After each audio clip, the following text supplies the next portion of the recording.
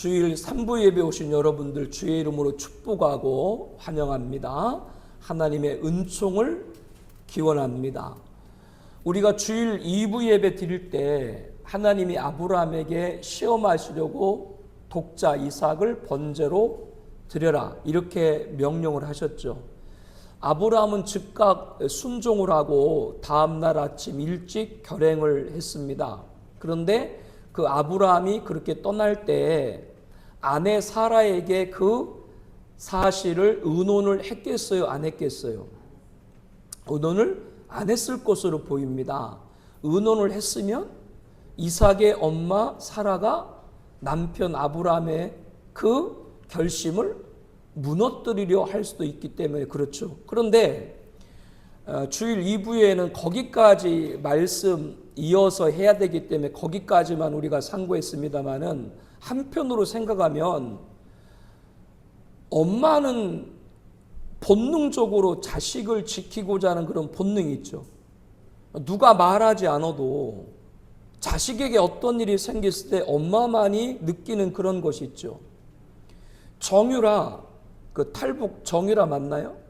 그 탈북한 자매, 여러 간증도 많이 하고, 정유란지 유나요? 그러잖아요. 다 엄마 아빠 속이고 몰래 다 이제 남한으로 올 계획을 세우고 여기저기 그 가는 길에 사람들마다 돈을 주어서 이제 다 준비를 마치고 새벽에 몰래 일어나서 문을 열고 나가려는 순간 누가 뒤에서 탁 잡더라. 엄마인 거죠.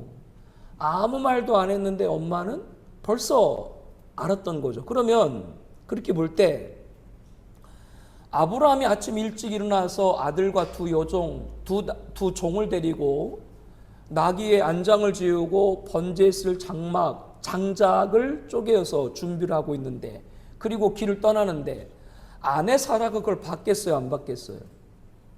그거를 받겠죠. 그러면 아내 사라가 직감적으로 지금 남편 아브라함이 자기 아들 이삭을 어떻게 하려고 하는 걸 그것 또한 알았겠어요? 못 알았겠어요? 몰랐을 것이다? 저는 알았을 거라고 생각을 해요. 이건 물론 유추지만. 그런데 거기에서 사라의 우리들의 그 부분도 한번 생각해 봐야 되는데, 남편이 그러한 것을 알았음에도 불구하고 남편의 가는 길을 막아서지 않았죠.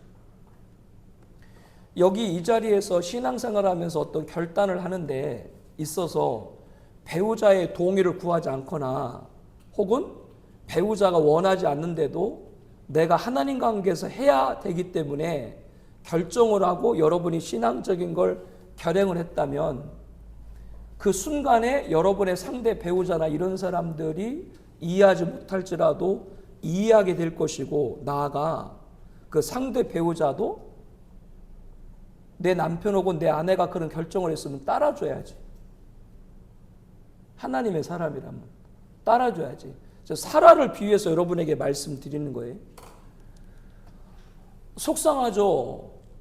배우자인데 남편에게 아내에게 의논 한마디 없이 결정을 하고 하나님의 뜻이 날아가면서 행하고 나갈 때 그 배우자 아내와 남편 얼마나 속상하겠어요. 한마디 말도 없이 그런 중체하다는 일을 결정을 하고 나니까 그게 얼마나 속상하겠어요. 그러나 진짜 믿음의 사람이라면 그 순간에는 정말 속상하더라도 정말 믿음의 사람이라면 그런 결정까지 존중하고 따를 수 있어야 된다.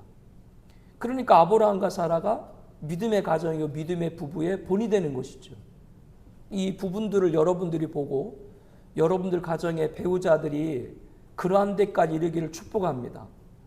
그렇지 않고 자기 남편, 자기 아내가 의로운 결정을 했는데도 불구하고 여전히 자기 자신이 갖고 있는 생각과 자기 나름대로의 신앙이 없는 게 아니에요. 자기 나름대로의 신앙관, 자기 나름대로의 어떤 기준을 가지고 남편이 혹은 아내가 의로운 결정을 했는데도 불구하고 그것을 따르지 않는다라고 하는 건 본인이 깊이 기도해야 되고, 누가 말해서 깨닫는 것이 아니라 스스로 깨달을 수 있도록 우리는 기도해야 될 줄로 믿습니다.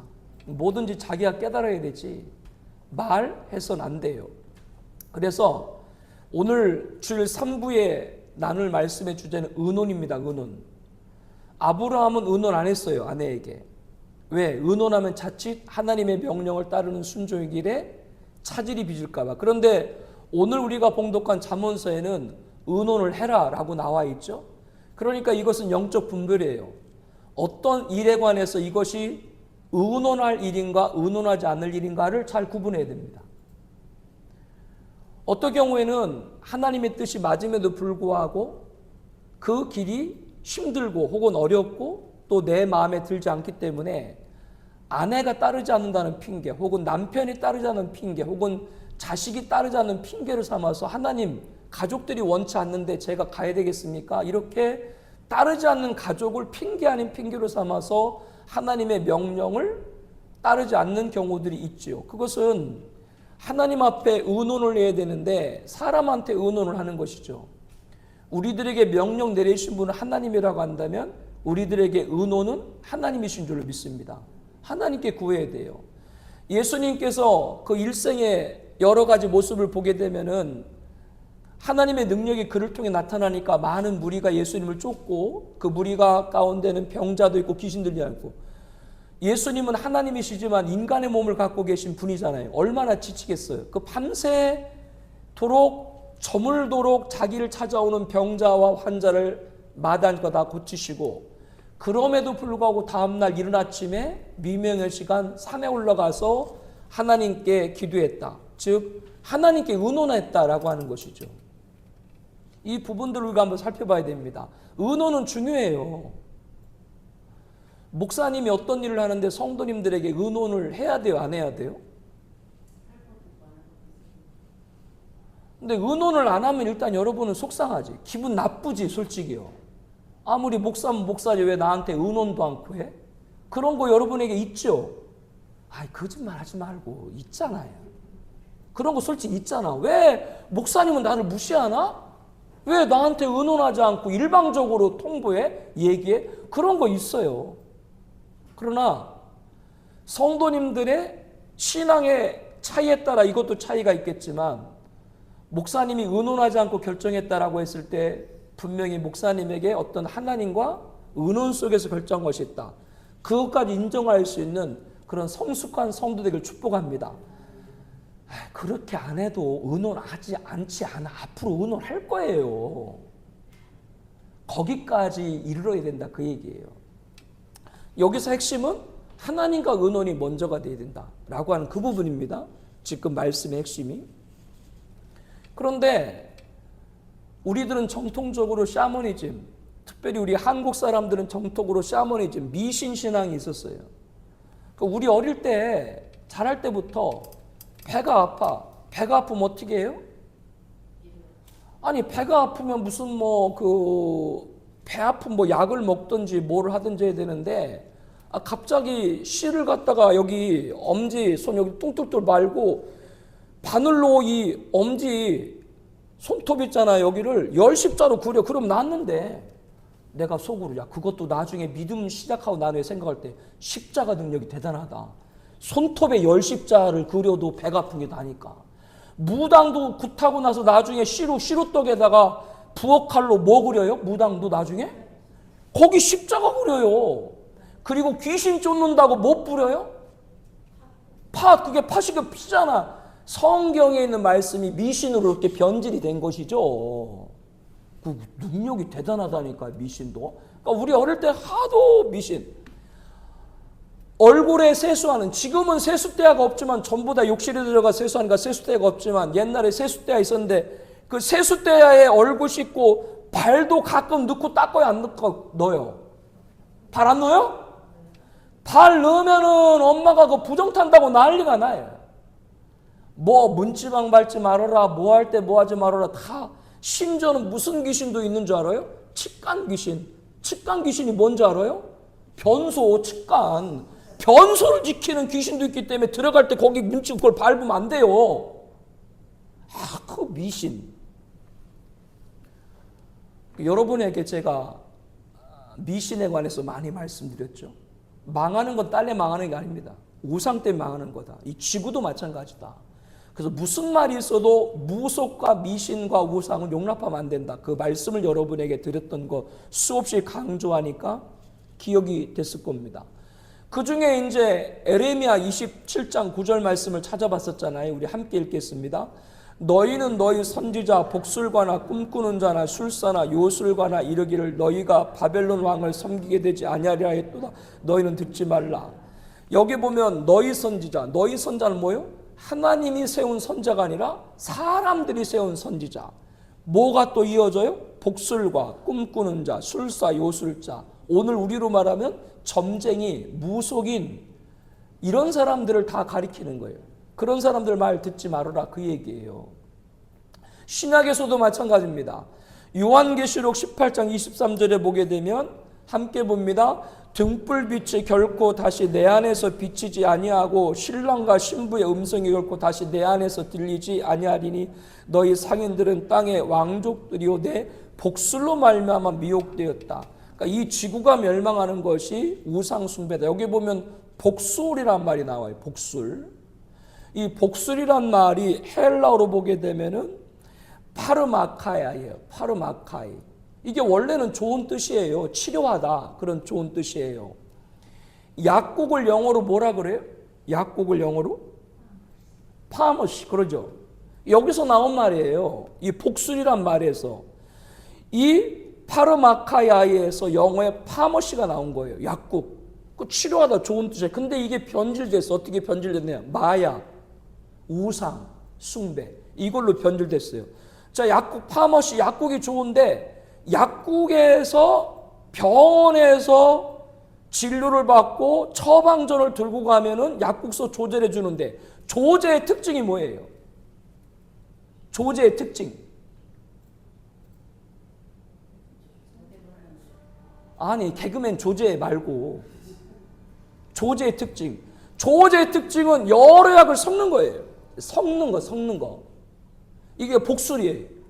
그러니까 우리 한자로는 그냥 복술, 전복자 이렇게 해서 점술 이렇게 번역을 하고 있는데 우리 그 개혁성경에는 원문의 뜻을 보게 되면은 처음에는 치료하다 좋은 뜻인데 이것이 마약, 우상, 혼합 이런 것들로 변질됐다. 그래서 약국을 여기서 나온 파머시라고 쓰고 있는데 그 뜻은 약국이란 뜻 안에 보게 되면 약은 뭐 섞는 거예요. 여기서 구분이 되는 거예요. 복술과 우상, 무당들이 하는 거 뭐냐? 무당들이 하는 건 다 섞는 거예요. 예를 들게요. 하나님 그러면 색깔 할 때 무슨 색깔이 딱 떠올라요? 하나님 그러면 무슨 색깔? 하나님이 파란 색깔? 아, 좋아. 그 마음이 파란가 보다. 아, 뭐 흰색 그래. 그런데 하나님 그러면 뭐 파란색이 떠오르든 흰색이 떠오르든 떠올 수가 있는데 하나님의 색깔 그러면 흰색이 됐든 파란색이 됐든 한 가지 색이 여러 가지 색이에요. 그러니까 이 색이 됐든 저 한 색만 우리는 다 생각이 돼. 그런데 오광사탕 알아요? 오광사탕? 오광사탕. 우리 은유는 아나? 오광사탕? 오광은 뭔지 아나? 오광은? 오광도 모르고? 거기 안 써봤으니까 모르겠지 오광을. 저는 할머니랑 방을 같이 썼는데 우리 할머니가 하룻밤에도 10번은 넘게 그 오광에 올라갔다 내려갔다 그것도 머리맡에 놓고 그 오광 모양을 한 게 오광 사탕인데 그게 우리 명절 때도 주고 했는데 근데 무당이 굿할 때 제일 올려놓는 게 오광떡이 오광떡 그거 오광 사탕 먹으면 이 혀가 어떻게 돼요? 아, 오광 사탕 안 먹어봤어요? 그 오광 사탕 먹으면 혀가 어떻게 돼? 무슨 색깔로 돼? 빨갛게 되잖아. 파랗게 되고 오광 사탕이 얼룩덜룩. 그러니까 무당 그러면 색깔 그럼 뭐요? 무슨 색깔인지 몰라. 이 색깔 저 색깔 막 정신이 없어. 현혹.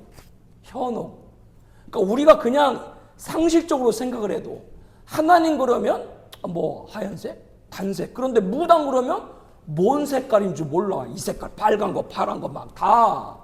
이게 복술, 헬라 원문 여기서 나온 말을 다 보면 그렇다. 우리 어릴 때 시골에 성황당이 있었어요? 없어? 성황당에. 그 성황당에 빨간 줄, 파란 줄, 사방의 줄 다 갖다 묶구나. 혼합. 지금 제가 말씀드리려고 하는 건 우리들이 의논할 때는 하나의 신, 하나님께 의논해야지. 잡신인 무당한테, 복술한테 엎드리면 안 되는 거예요. 그래서 기독교가 한국에 와서 한국의 전통적인 여러 부분들과 충돌된 것 가운데 하나가 방금 말한 미신이거든요. 이게 샤머니즘이거든요. 그래서 교회에서도 뭐 천일 기도를 하고 뭐 백일 기도를 하고 하는데 가만히 그걸 실상을 보게 되면 예전에 정한수 떠놓고 아침마다 일어나서 엄마들이 자식들 위해서 거기다 다 절하고 빌었어요. 그거를 이제 우리 교회와 개신교화해서 이제 백일 기도도 만들고 이것은 문화를 통해서 기독교로 만들 거기 때문에 우리는 이거 수용할 수 있다고 봐요. 그러나 그런 것이 그렇게 될지라도 우리들은 누구에게? 의논의 대상은 누구예요? 하나님이요. 그러면 복술, 무당한테 의논하면 어떻게 되냐? 무당이 방금 앞서 설명한 대로 여러 가지 색깔이죠. 무당은 종잡을 수 없는 거예요. 무당만은 믿을 게 안 되는 거예요. 드래킨 알죠? 드래킨. 남자들이 여자 화장하고 막 나오는 거 있잖아요. 요즘 막 그런 일들이 많이 있잖아요. 이 드래킨의 원조가 누군 줄 알아요? 드래킨의 원조가? 박수무당. 남자 무당들이 얼굴에 화장해 와네요. 남자 무당 못 봤어요? 도대체 남자인지 여자인지 모르게 화장을 해. 나 분간을 못하게. 성경에 보면 가증한 거와 똑같이 거기 나오는 거예요. 그 드래킨의 원조가 박수무당이라니까요. 그 원조가. 그 얼굴에 뭔지 모르잖아요. 그 말씀이에요. 오늘 어떤 일이 있어도 저와 여러분들은 하나님 앞에 의논할 때 하나님께서 우리의 길을 분명하게 제시해 줄 줄로 믿습니다. 복술한테 뭐 여기저기 일어난 전쟁 앞에 가서 점괘를 쳐봤자 이 얘기 나오고 저 얘기 나오고 종잡을 수 없어요. 거기에는 아무런 우리 인생 일에 답이 되지 못해. 벌써 색깔부터 달라. 하나님은 한색이에요. 한색이란 얘기는 뭐예요? 진리란 얘기예요. 무당은 여러 색이에요. 섞인 거예요. 이거를 좀 더 우리에게 적용할 때 그렇기 때문에 우리들은 구원자가 예수님 한 분뿐인 줄로 믿습니다.